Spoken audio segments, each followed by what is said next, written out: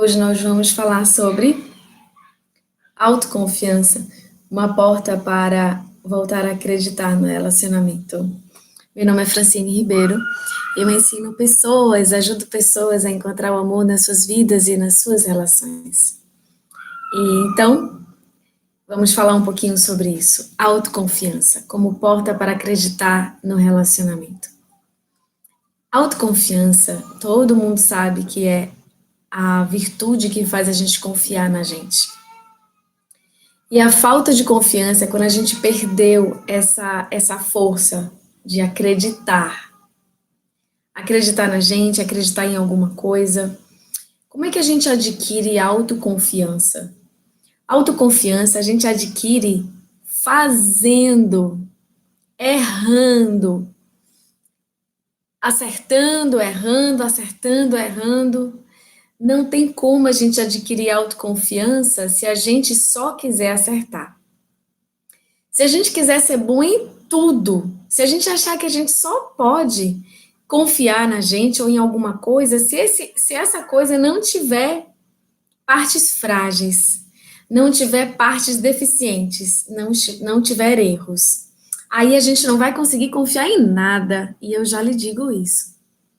Para você confiar em você, por exemplo, você deve olhar você como um ser humano. Claro que nós somos seres divinos, eu acredito e vivo isso, eu ensino isso, e acredito completamente que nós somos seres que viemos das estrelas, somos filhos da luz.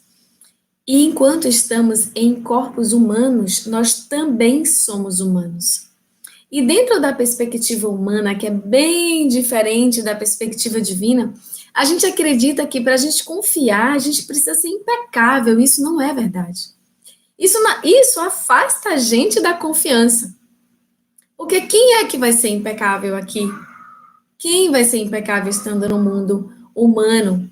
Na terceira dimensão, dentro dessa nossa realidade, não vai acontecer. Até os monges e os seres que só vivem para a espiritualidade estão aprendendo. Aprendendo significa que existem áreas na vida desses seres que não estão completamente desenvolvidas. Então, eu preciso aceitar a minha falibilidade. Eu preciso aceitar também que o outro é falível. Eu preciso aceitar a falibilidade minha e do outro.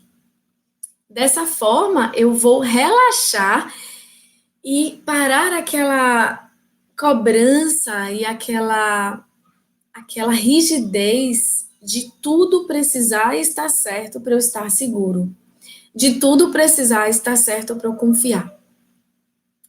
Eu uso alguns exemplos bem do dia a dia, e eu já usei esse exemplo aqui, vou trazer de novo para você. Imagina que você tem um filhinho de 1 ano, pequenininho, e que esse filho, ele tem 1 ano, então ele não tem discernimento sobre tudo, então ele faz coisas erradas. Ele pega seu cabelo e puxa, ele pega a comida e joga longe, bate na mesa e joga a comida para o ar. Aí você vai dizer assim, Fran, mas confiar nele é fácil porque ele não tem discernimento. Tudo bem. Então, imagina uma criança de 7 anos de idade. Uma criança de 7 anos de idade, seu filho, que brigou na escola, que fez alguma coisa errada na escola, que bateu no coleguinha, ou que pegou alguma coisa que não era dele, levou para casa escondido, que fez alguma coisa que a gente chama de imprudência ou de algo que não é funcional, não é certo, como a gente chama de certo e errado. Tá, aí você vai chegar em casa, você vai ficar sabendo do que aconteceu, e o que você vai fazer com seu filho? Você vai deixar de acreditar nele, de confiar no seu filho? Ou você vai dizer para ele, olha, filho, isso aqui não é legal, vamos ajustar isso, o que está acontecendo no seu coração? O que você pensou que fez você agir dessa forma? Isso que você faz quando a gente vai por esse caminho, a gente traz isso de volta para a gente. Quando a gente lesa alguém, a gente vai ser lesado. Quando a gente tira algo de alguém, a gente vai perder algo, porque o universo tem uma lei, Pelo menos foi assim que eu eduquei os meus filhos, dentro dessa consciência mesmo, né, para trazer a consciência espiritual desde pequenininho. Então, vamos supor que a gente fez isso com o nosso filho. Você vai deixar de confiar no seu filho porque ele errou? Não. Você vai deixar de confiar em alguém que você ama porque essa pessoa errou? Não deveria. Você vai deixar de confiar em você porque você errou? Não deveria. Mas o que acontece? Quando a pessoa erra, a gente para de confiar porque ela errou. Isso significa o quê? Que a gente, para confiar, precisa que o outro seja perfeito e não erre. Então, voltando ao exemplo do filho, imagina que esse filho errou de novo e você foi lá e corrigiu novamente, ajustou, orientou, e você vai fazendo isso, como dizem, a mãe é como um mantra, né? Vai repetindo ali, repetindo, repetindo, até um dia em que aquele ser absorve, desenvolve aquilo com amorosidade.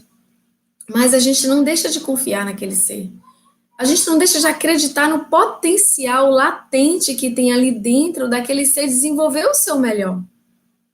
A gente não abandona, a gente não larga, a gente não descarta, a gente não exclui aquele ser. A gente continua investindo, acreditando.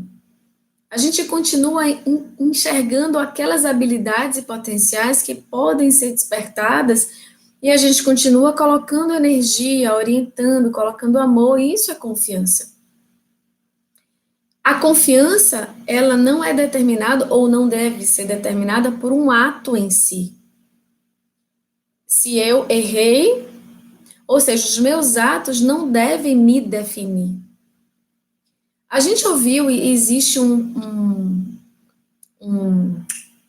aquilo que todo mundo fala, como é o nome? Um ditado, exatamente. Existe um ditado que diz que a gente se define pelos nossos erros. Aquela pessoa se define pelos seus erros. Isso não é verdade. Tem outro ditado que diz assim: a oportunidade faz o ladrão. Isso também não é verdade. Porque não é todas as pessoas que têm oportunidade de lesar alguém que vão fazer. Quando você tem a oportunidade de lesar alguém, você vai fazer se aquilo está dentro de você. Se aquela distorção está ativa. Mas não são todas as pessoas que têm a oportunidade de lesar alguém que vão lesar. Ao contrário. Você pode ver alguém que na hora que tem a oportunidade de lesar o outro, ou seja, uma fragilidade do outro, você pode ver aquela pessoa com mais nobreza dizendo, não, vamos lá. Vamos tentar de novo, vamos para um outro lugar, você pode, você consegue. A oportunidade não faz o ladrão. A oportunidade, o ladrão, ou entre aspas, aquele ser que está em lugar de distorção, ele está ali por causa de um monte de coisas que aconteceram na vida dele. Provavelmente esse ser, na sua infância, aprendeu a lesar pessoas. E lembre-se que nós escolhemos os nossos pais porque precisamos encontrar algo ali para desenvolver, despertar em nós. Seja verdade, nesse caso, honestidade, integridade, mas eu vim me deparar com a minha fragilidade para poder ajustar essa fragilidade. Então, eu escolho um ambiente perfeito para que isso aflore e eu poder corrigir. Tudo bem. Então, os meus erros não me definem. Os erros definem apenas aquilo que eu estou escolhendo, os caminhos que eu estou escolhendo, os hábitos que eu estou escolhendo, as repetições que eu estou fazendo. Mas o que me define é muito além disso. Nós somos o único ser com o universo, com a natureza, com a terra. Então, o que nos define é muito além dos hábitos da personalidade, dos hábitos das crenças e dos comportamentos mentais, emocionais. O que nos define é muito além disso. Uma pessoa pode mudar o seu comportamento. Sim, ela pode mudar. Pode mudar a sua forma de pensar, de sentir, de agir, quando ela entende mesmo que aquele caminho não está levando ela para onde ela quer. Quando ela desiste de sofrer, porque às vezes o sofrimento nos leva a um lugar de mudança. É como se o sofrimento chegasse ali e dissesse assim: olha, você não entendeu, não? Toma mais sofrimento. Você não entendeu, não? Aí vai o sofrimento até doer demais que a pessoa fala: ah, não aguento mais, tá bom, eu vou ver outro caminho, porque esse aqui não aguento mais. Isso é a nossa condição, às vezes, de teimosia, porque a gente não precisaria e não precisa sofrer para aprender. A gente não precisa sofrer para ajustar, para entender novos caminhos, para perceber que aquelas escolhas não vão me levar para o lugar onde eu quero ir. Então, quando a gente reorienta e entende que os meus erros não me fazem, não me definem, nem o erro do outro, eu posso soltar e confiar novamente. Aprender a confiar não é tirar o discernimento, não é se entregar para o outro e dizer assim: olha, toma conta da minha vida, da minha mente, das minhas emoções, das minhas escolhas. Não é isso. Confiar é acreditar no potencial daquele ser. É continuar investindo e sentir que aquele lugar, aquela interação tem algo especial para desabrochar. Acreditar é se manter presente. Acreditar é investir o seu amor, a sua energia. E eu tenho tantos exemplos e casos de famílias e mães com seus filhos e casais que também investiram no seu relacionamento e acreditaram no seu relacionamento, investiram mais, investiram amor, carinho, autoconhecimento, e de repente aquele relacionamento aflorou. Porque eu continuei acreditando. Eu não abandonei, eu não descartei. Eu me mantive presente. Então, como é que essa autoconfiança ela pode nos levar a acreditar de novo? É interessante pensar o seguinte: a gente foi muito machucado nos relacionamentos e a gente se habituou a isso. A gente se habituou, simplesmente se habituou de não ter um relacionamento perfeito no sentido de fazer a gente feliz, de ser feliz dentro dessa relação. A gente se habituou a machucar o outro e ficar assim. A gente se habituou a ser machucado. E tudo que a gente repete, independente de ser nocivo ou não, o cérebro registra e então começa a fazer de uma forma automática, porque ele tem um mecanismo de autointeligência de economizar energia. Então, tudo aquilo que você repete, o seu cérebro compreende que é importante. Então, ele vai fazer o quê? Ele vai repetir automaticamente. Se você machuca de alguma forma, ou de uma forma a se chatear demais, a se magoar demais, ou a ser impaciente, ou a ser incisivo demais, ou a ser agressivo, ou a subjugar, ou ser sarcástico, ou trair, ou não ser verdadeiro, ou desprezar. Toda vez que a gente repete isso e a gente continua tendo um espaço para isso acontecer, meu cérebro vai entendendo que eu posso fazer de novo, de novo, de novo. E isso vai se repetindo. A mesma coisa é a pessoa que recebe. Se eu recebi e continuei recebendo, meu cérebro vai repetir aquilo e vai achar que aquilo é normal e eu vou começar a viver ciclos de sofrimento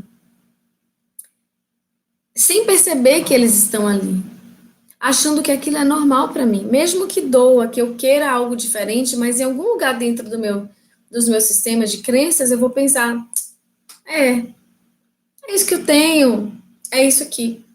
E uma coisa eu quero dizer para vocês, se o seu relacionamento começar a dar errado repetidamente, se você já tentou, se você já deu o seu máximo, se você já fez tudo pelo outro de verdade, fazer tudo pelo outro não é se subjugar, não é se anular, mas de verdade, você se doou, você deu o seu máximo, você fez tudo pela pessoa, você está investindo no seu relacionamento, e esse relacionamento só está decrescendo você, puxando você para baixo. Sabe aqueles relacionamentos que puxam o outro para baixo?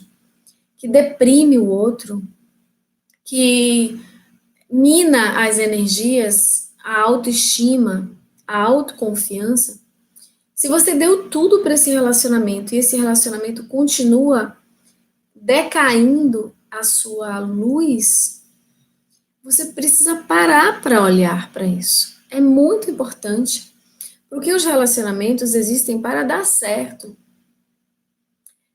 É possível, muito possível, que todos nós possamos viver um relacionamento que funciona, porque a escolha quem faz somos nós.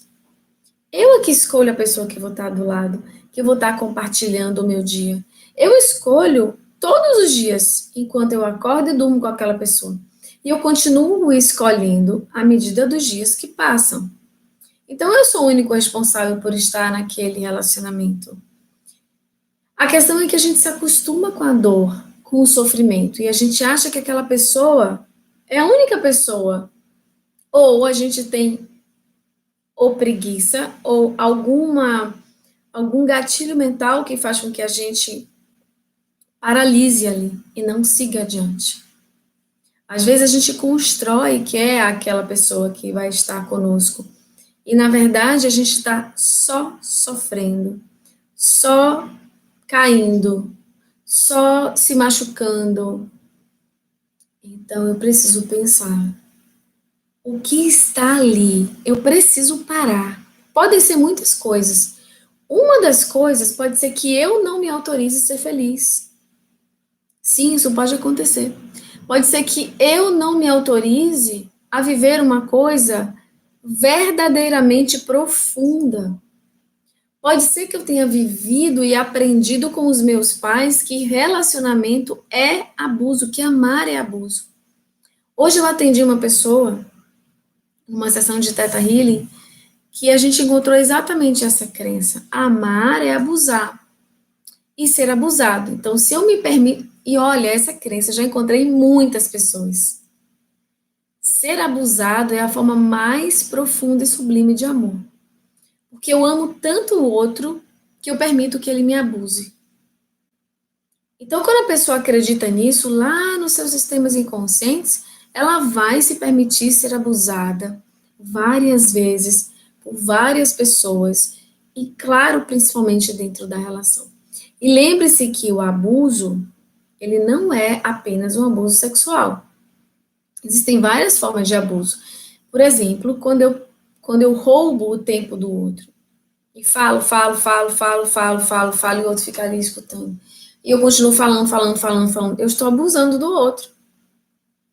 Quando eu começo a falar frases depreciativas que diminuem o outro, frases que vão destruindo a autoestima do outro, isso é um abuso.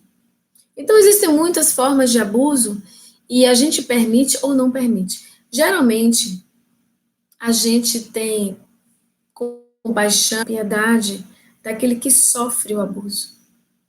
Mas é importante ou interessante a gente ver também a perspectiva de ter compaixão do abusador. Aquele que abusa, ele tem tanta distorção quanto aquele que é abusado. E um alimenta o outro. Aquele que abusa provavelmente foi abusado e desenvolveu um sistema de defesa tão grande que ataca antes de ser atacado. Todo mundo tem uma história para ser o que é, para ser mal, vamos dizer assim. Todo mundo tem uma história. Ninguém é mal porque quer.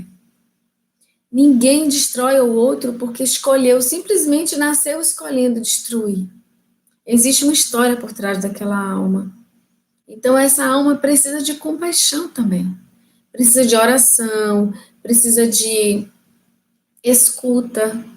Claro que é desafiador viver isso, e se você está vivendo isso, ou alguém que você ama, ter compaixão pelo abusador, eu sei que é desafiador. Mas nós estamos aqui juntos para desenvolver virtudes, e a compaixão é a virtude que mais nos aproxima do amor. É o caminho para nos ensinar a transcender essas disputas do ego e a guerra humana.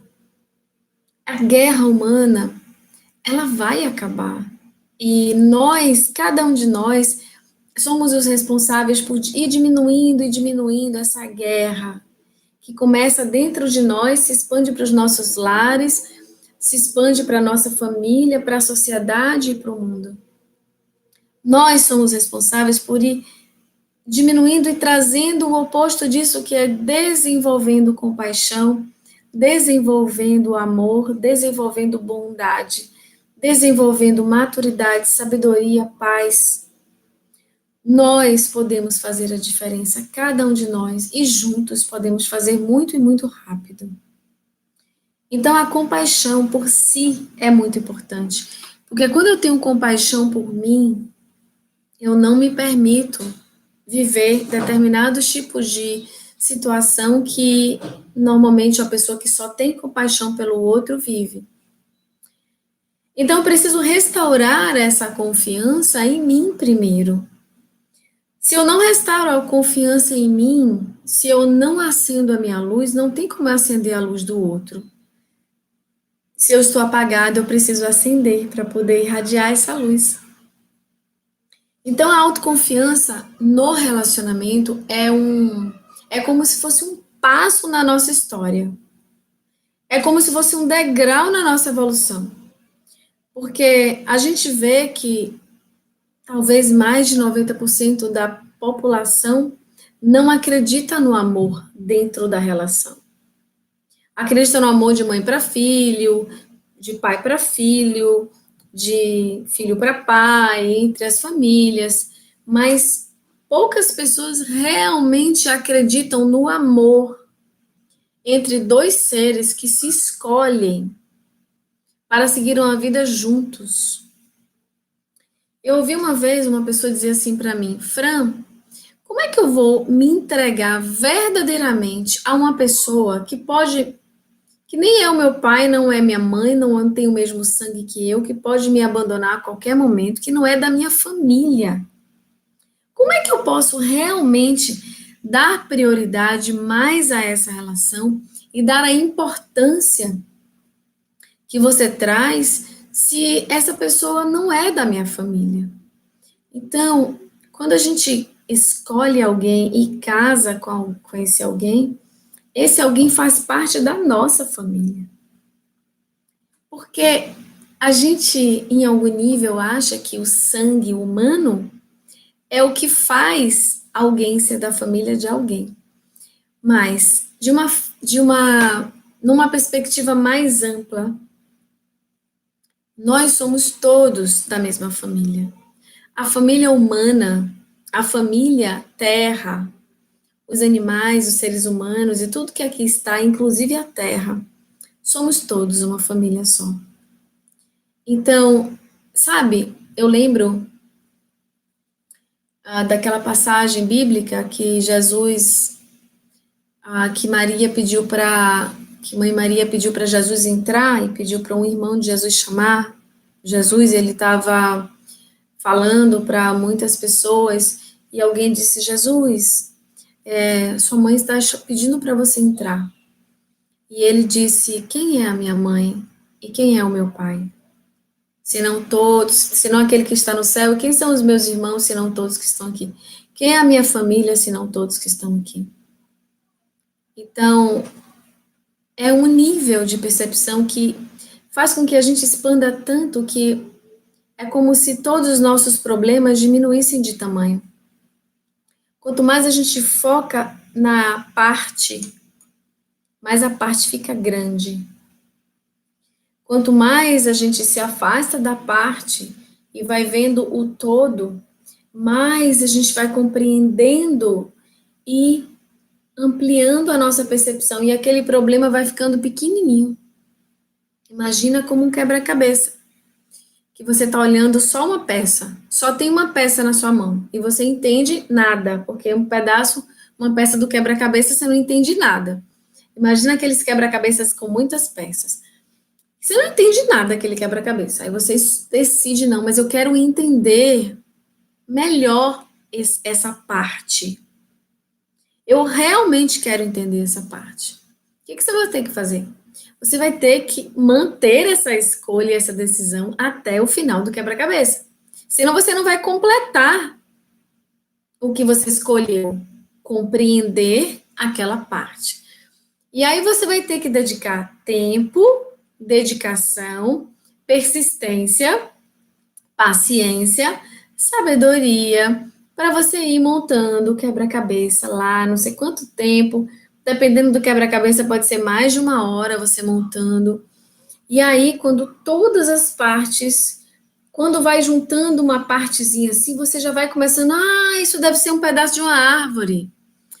Isso deve ser um pedaço de um céu que tem umas nuvens. Isso deve ser um pedaço de um castelo. Agora eu estou começando a entender. Isso já juntou umas 30 peças. Quando tinha só uma peça, a gente não entendia nada. Aí já juntou umas 30 peças. Aí a gente começou a entender um pouquinho do que pode estar ali. Mas só quando o quebra-cabeça está todo montado é que a gente vai compreender a totalidade. Quando a gente briga pelas partes, por parte da história, a gente está perdendo o todo. E se a gente enxergasse o todo, provavelmente a gente não brigaria pelas partes.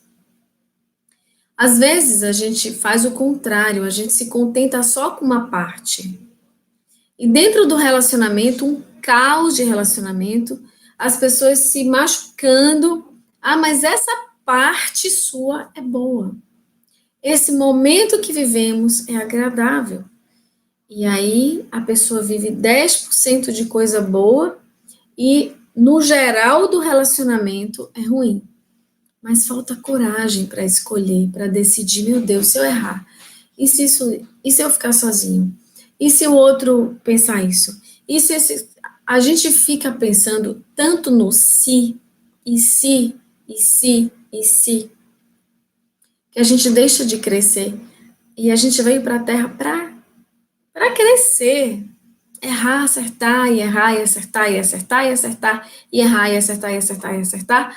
Aí a gente vai aprendendo com autoconfiança a fazer melhores escolhas para que a nossa relação seja mais funcional para a gente.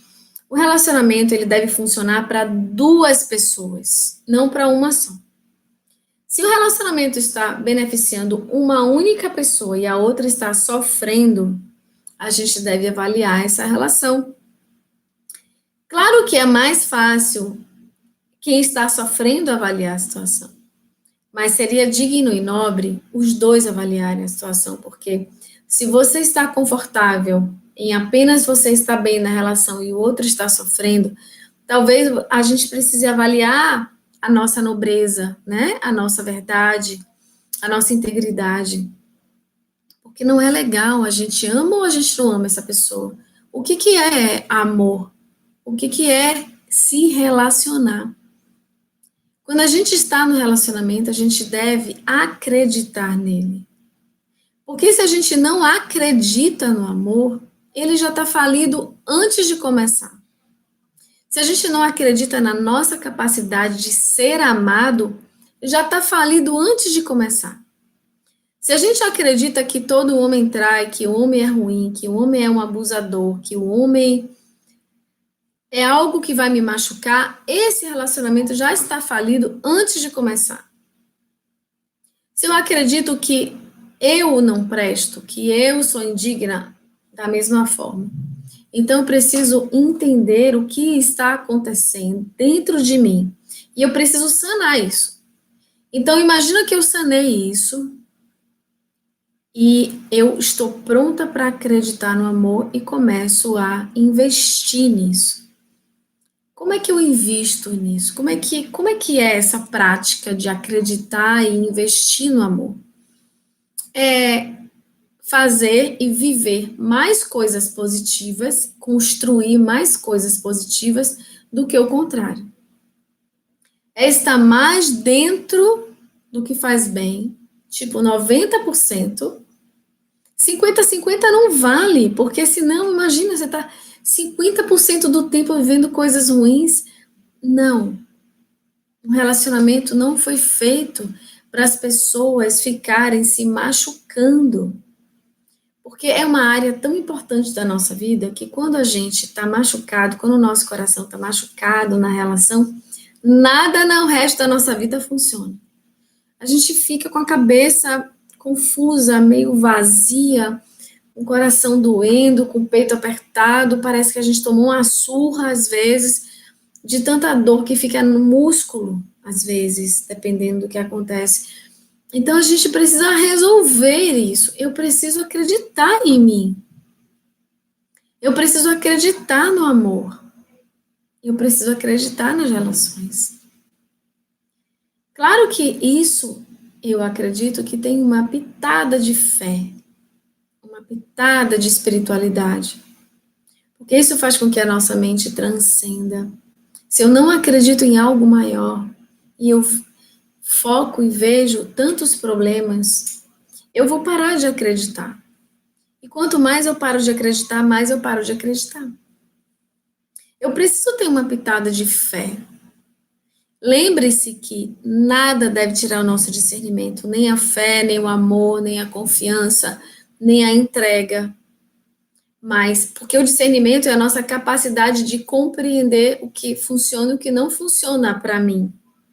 Eu não devo perder isso, porque isso é uma virtude. E você não precisa tirar um ingrediente do bolo para colocar outro ingrediente. Se você precisa dos 2 ingredientes, ou dos 3, ou dos 4, você coloca, adiciona um ingrediente. Não precisa tirar um para colocar outro. Então, se eu trago a entrega, eu não preciso tirar o discernimento. Eu adiciono a entrega ao discernimento.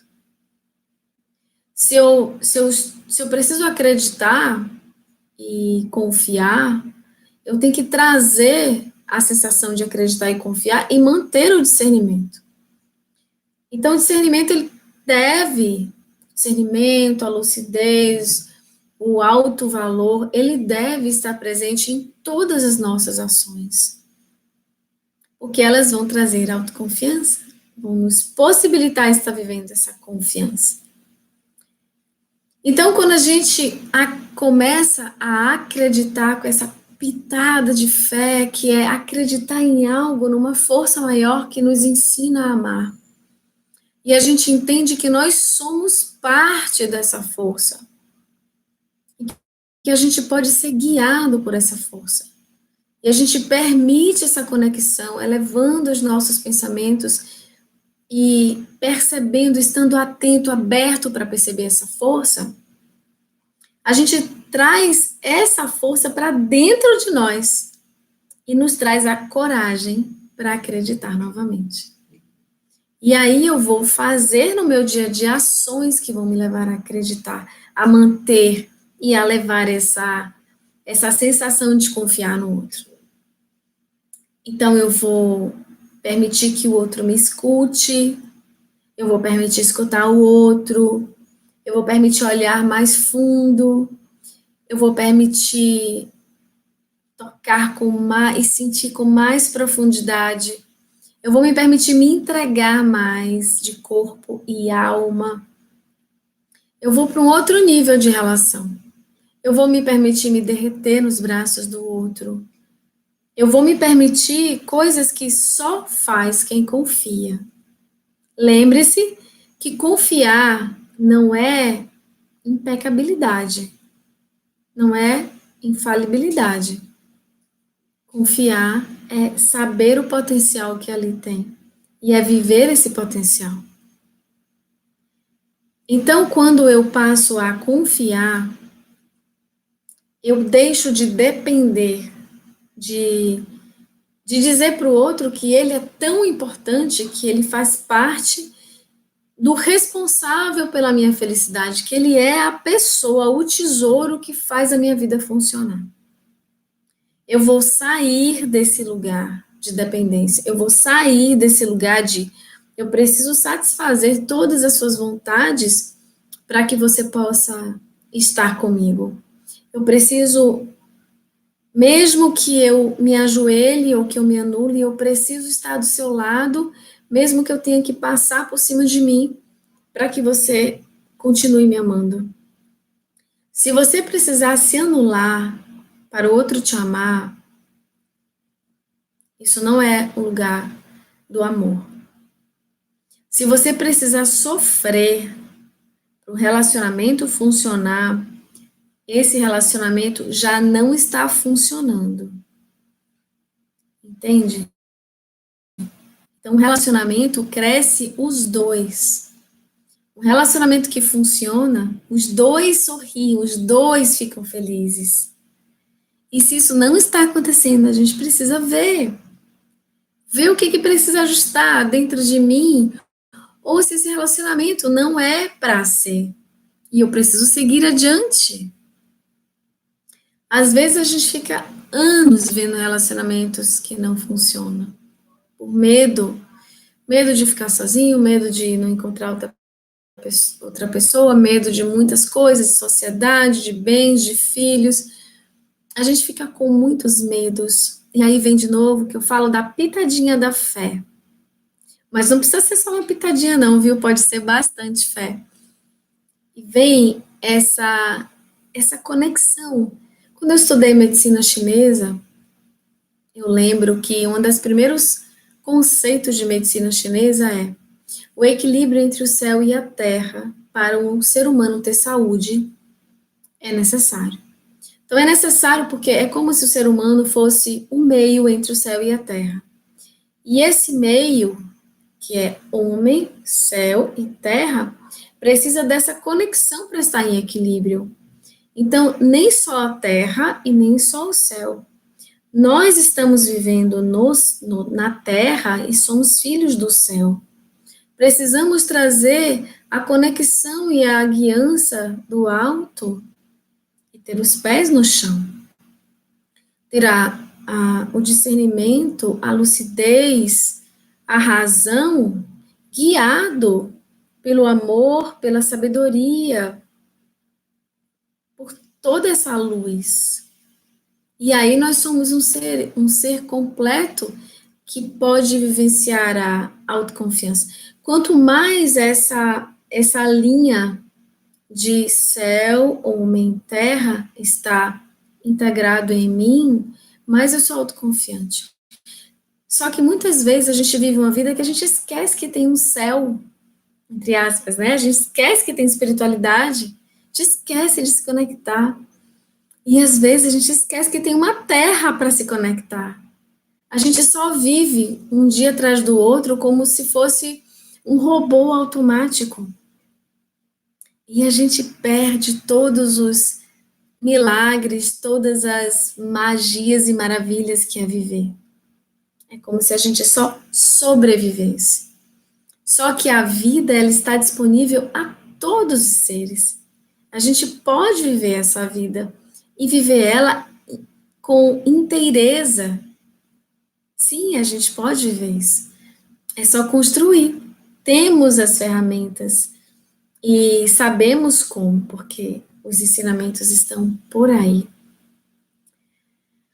Hoje a gente está estudando um livro, a gente tem feito estudos espirituais aqui às 17h17 e a gente tem trazido verdadeiros tesouros lendo esses livros.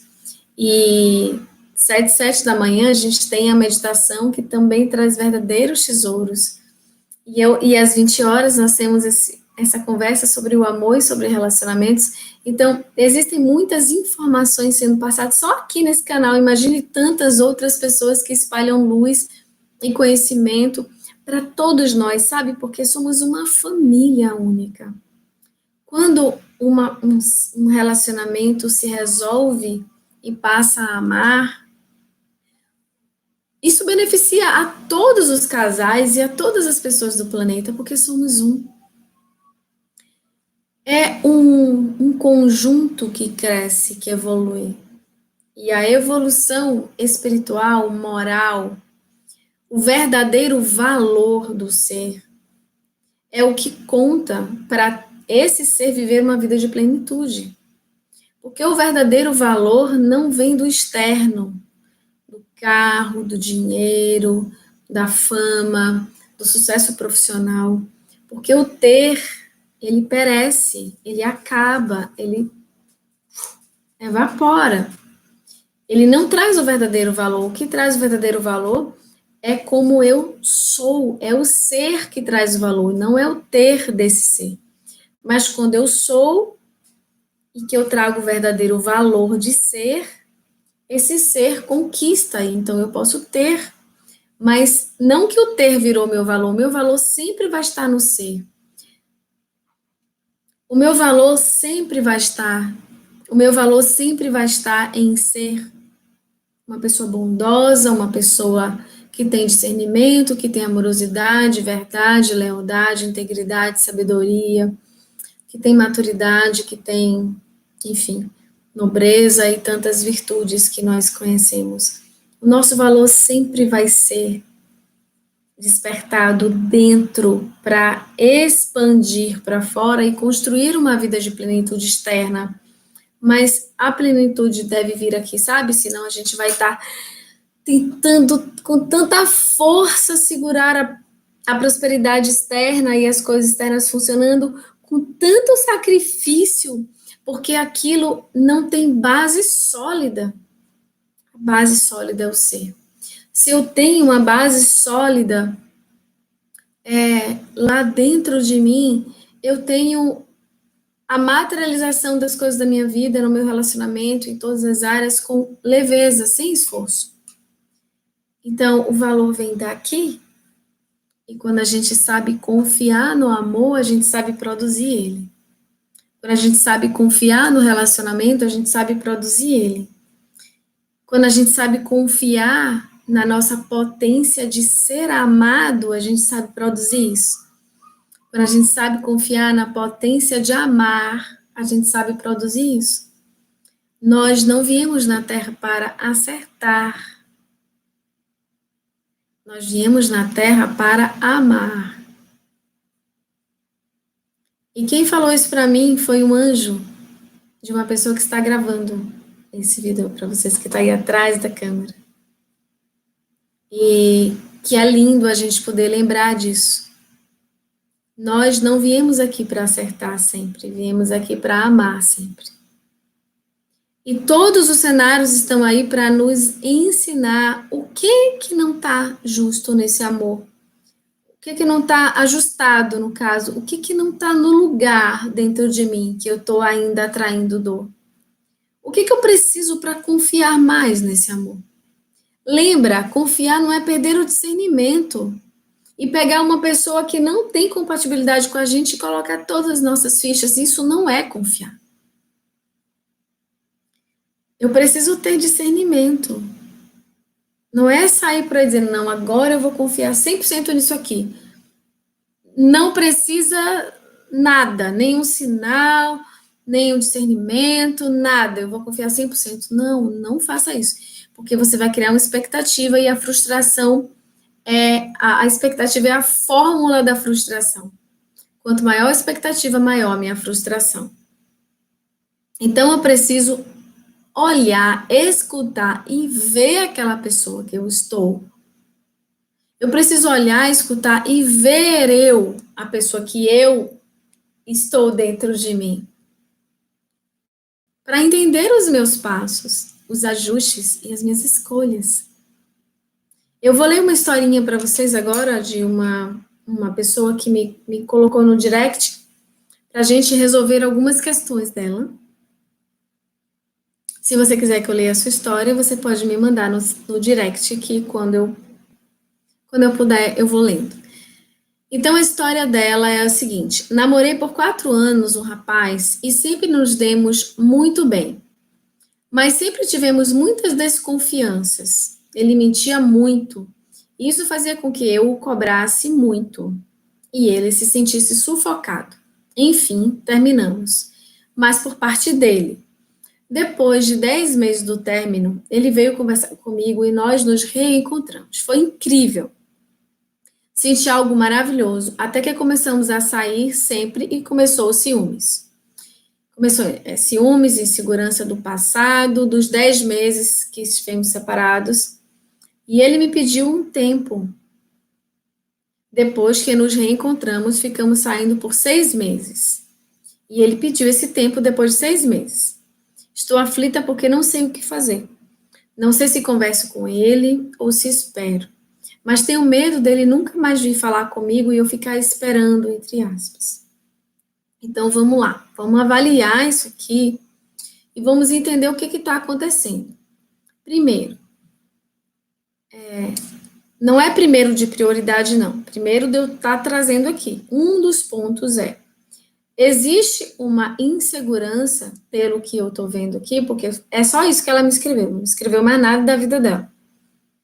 Então, pelo que eu estou entendendo aqui, existe uma insegurança lá dentro dela. Né? Existe uma insegurança porque, olha, foi incrível o nosso reencontro. Mas quando eu comecei a sair com ele, começaram os ciúmes dos 10 meses que ficamos separados. Então, ele não aguentou e pediu um tempo. Então, existe uma insegurança antes dessa relação e eu preciso encontrar. Eu preciso curar dentro de mim essa insegurança que se chama falta de autoconfiança. Eu preciso entender onde essa insegurança começou, se foi algum trauma de alguma relação, se foi os meus pais que eu vivi às vezes muita briga, cresci escutando os meus pais brigarem, um trair o outro, e eu cresci achando que era assim mesmo a relação. Alguma coisa tem aqui trazendo insegurança, e essa insegurança precisa ser vista e cuidado. Uma das coisas que cura a insegurança é entender que o seu valor não é medido pelo que o outro sente por você, que o outro pode estar num dia ruim, num dia bom, numa fase boa, numa fase péssima, e de repente perdeu a noção e simplesmente não sente mais valor por você. Imagina, aí você vai perder o seu valor porque o outro. Então a gente não deve basear o nosso valor no que o outro faz, no que o outro sente, no que o outro diz. Como é que a gente vai treinando isso? Pensando isso. O meu valor não é determinado no que o outro fala, no que o outro pensa, no que o outro diz. E quando a gente ouve alguma coisa que a gente não quer, em vez de a gente reagir, a gente para e pensa isso. Opa, o meu valor não é determinado pelo que o outro fala. Eu tenho valor, eu tenho valor, eu sei o meu valor. Eleva os pensamentos a Deus, pede naquele momento a força e decide, escolhe como um passe de mágicas, um passe de mágica, dizer: eu escolho não ceder a isso. Eu escolho manter o meu equilíbrio e o meu valor dentro de mim, porque quando a gente aceita o desvalor que o outro está nos dando, a gente é responsável por isso. Eu estou aceitando o desvalor. Então, é uma escolha. Eu escolho não participar disso. Então, em vez de você reagir, de você cobrar do outro valor, não fala. Eleva os pensamentos ao alto, respira fundo, coloca uma música, muda de lugar, sai daquele lugar para o outro, faz alguma outra coisa. Não queira comandar que o outro te valorize. Não queira. Não queira obrigar que o outro te ame, por favor. Vamos desobrigar o outro de nos amar, desobrigar o outro de nos acolher, de nos admirar. Desobrigar, porque quando a gente obriga alguém a fazer algo, aquilo já é pé de guerra. Aquilo já é desentendimento futuro. Eu não posso obrigar alguém a me amar e a me acolher. Isso deve ser uma conquista. Isso deve ser um processo natural e amoroso, leve, gostoso de viver. Eu não posso estar na minha vida me esforçando tanto para alguém me amar, obrigando e, sabe, fazendo coisas para alguém me amar. Eu preciso aceitar que se o outro não me ama, é porque não é o outro para estar comigo. Eu tenho que seguir adiante. Ou eu tenho que entender que, se o outro não me ama, eu não estou me amando e não estou me valorizando. E eu preciso resolver isso. Então, aqui, ela precisa resolver essa insegurança e esses ciúmes. Às vezes, o ciúme é uma sensação de posse. Você é meu e você não pode ter ninguém mais. Você não pode conversar, ter um amigo, ter uma amiga, você não pode olhar no Instagram do outro, curtir a foto do outro, você não pode. Não, você é meu. O que você fez nesse momento, nesses 10 meses que a gente esteve separado? Não admito que alguém te tocou, que alguém te beijou, que alguém teve relação com você. Não admito. Como é que eu vou deitar com você pensando que alguém já deitou nesse tempo? Sabe, a gente não pertence ao outro, nem o outro nos pertence como uma posse, uma escritura. O outro é livre. O outro deve escolher se quer ou se não quer. Ok, você quer, a gente pode começar esses 10, depois dos 10 meses, zera. Eu não tenho condição de zerar, então não inicia. Eu não tenho condição, eu vou brigar, eu vou me descabelar, eu vou me desequilibrar, então não inicia. Vai se cuidar, vai fazer uma terapia, um curso, alguma coisa que tire essa dor, porque senão você vai levar essa dor e ela vai se amplificar dentro da relação. Cuida primeiro das feridas para não levar elas para dentro do amor. Porque senão a gente culpa o amor pela dor. E não tem nada a ver com o amor, é a própria ferida que está fazendo a ferida, não é o amor. É o desamor que está trazendo a ferida. Então eu preciso curar essa ferida, trazer a minha integridade de alto valor, de amor próprio, e aí eu voltar para essa relação. Para que comece um novo ciclo, e não um ciclo doente, um ciclo que começa já doente. Passou os primeiros 6 meses mais tranquilo, mais ou menos, porque é um reinício, é aquela coisa da paixão de novo, que começa de novo, e depois voltam as mesmas questões, porque eu não curei. Então, preciso ir fundo para entender esse ciúme, que é posse, insegurança, resolver esse controle sobre o outro, esse domínio sobre o outro, e que muitas vezes é inconsciente. Às vezes a pessoa não percebe, gente, de verdade. Às vezes a mulher não percebe que quer dominar, que está dominando e que está fazendo para dominar, porque às vezes é sutil. E um quer dominar o outro, e às vezes nenhum dos dois percebe que está fazendo aquilo para dominar. Então, eu preciso tirar a dominância. Eu preciso libertar o outro. E deixar o outro voar. E se ele quiser voltar, ele vai voltar livre e não preso. Ele vai voltar livre, então ele vai estar feliz inteiro para mim. Ver esse relacionamento presente, inteiro, íntegro. E não forçado, coagido. Se você briga muito quando o outro, ou se sabe, cobra muito do outro, a probabilidade do outro mentir é grande, porque é como uma coação. Poxa, se eu falar, o outro vai se desesperar, vai ser uma briga tão grande que eu vou mentir. Isso acontece. Então, reavalie a sua forma de relacionar-se com o outro, se o outro não está sendo muito coagido ou ameaçado.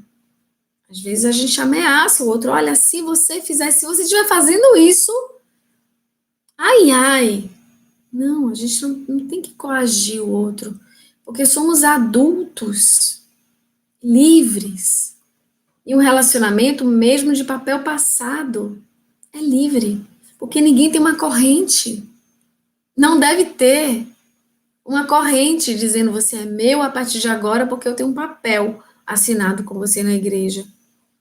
Não, eu continuo sendo livre, ali é um compromisso. E que eu precisaria, claro, honrar com muita dignidade até o dia que a gente escolher estar junto, que pode ser para sempre, ou pode ser até o momento desse ciclo estar funcionando. Mas que seja um relacionamento que cresça os dois. Então, quando o outro acolhe e ama, quando, tipo assim, quando eu acolho, amo, mas a pessoa não enxerga, ou é porque eu estou atraindo sempre problemas e não estou vendo que eu estou sempre mantendo problemas, ou eu não estou sabendo que eu não estou acolhendo e não estou amando, acolhendo e amando como eu penso que estou. Tem alguma desarmonia aí, alguma desarmonia. Mas se eu realmente estiver acolhendo e amando, realmente, se eu realmente estiver acolhendo e amando, me amando, amando o outro como é, sem cobrar, sem. Porque tem pessoas que fazem assim, desleixo na real, tipo assim, ó, eu tô livre. Se você não fizer assim, eu tô livre. E aí gera insegurança no outro. Tem pessoas que geram, que fazem e que trazem um comportamento de gerar insegurança no outro. Porque tem aquela pessoa que sente ciúme e aquela pessoa que faz o outro sentir ciúme. E muitas vezes. Então eu posso fazer aquela pessoa que faz o outro sentir ciúme. Eu vou dizer, olha, eu sou livre, eu tô te deixando livre, você que tá com ciúme. Então, a gente tem que trazer a verdade e a honestidade para a gente. O que das minhas ações estão contribuindo para que essa relação não esteja funcionando como deveria? O que está fazendo o outro não acreditar nesse amor? E o que está fazendo em mim? O que está dentro de mim que não está fazendo eu funcionar esse amor? Então voltando aqui. Aí, voltando, ela namorou por 4 anos, sempre nos demos muito bem. E esse relacionamento foi regido por desconfiança, porque ele mentia muito. Então, ele pode ter mentido muito pela cobrança, ele pode ter mentido muito pelo excesso de controle, pelo excesso de posse, mas se não for isso e a pessoa naturalmente for assim, existem duas opções. Conversar sinceramente, dizer assim, olha, eu realmente quero estar com você, te amo, você realmente é uma pessoa que tem muita compatibilidade, a gente se dá muito bem. Essa parte não dá para mim, porque um relacionamento que tem mentiras significa que se eu se eu não se eu não estou disposta a falar a minha verdade para o outro dentro da relação, se eu não estou disposta a ser honesto, é porque eu realmente não estou disposto. Quando a gente está disposto inteiro, a gente é honesto. Porque a honestidade faz a gente estar inteiro e a inteireza faz a gente ser honesto. Se eu não estou inteiro, uma parte de mim vai escapulir. E eu posso mentir nessa parte, né? Essa parte pode trazer mentira. Então, significa que eu não estou 100% comprometido com essa relação. Então, eu preciso conversar com essa pessoa e perguntar: olha, o que exatamente você quer na nossa relação? Porque eu preciso, eu preciso, falo de mim. Para o relacionamento funcionar, eu preciso que seja verdadeiro. Se você não dá conta, segue o seu caminho. E a gente tem que ter essa coragem. Algo que é imprescindível para o relacionamento funcionar não deve ser deixado para lá. Ah, ele só faz uma mentira, tá tudo bem, tá, a gente vai levando, quem sabe ele muda. Não. Se a pessoa mente, eu tenho que avaliar se sou eu que estou coagindo demais, o outro não está dando conta, ou se é o outro que é assim. Se o outro estiver nessa condição de escolher esse padrão de comportamento, você tem que fazer a sua escolha. Ok, o outro escolheu assim. Então, eu tenho que fazer a minha escolha e não coagir o outro. Aí ela pergunta. Ele pediu um tempo, eu estou aflita porque não sei o que fazer.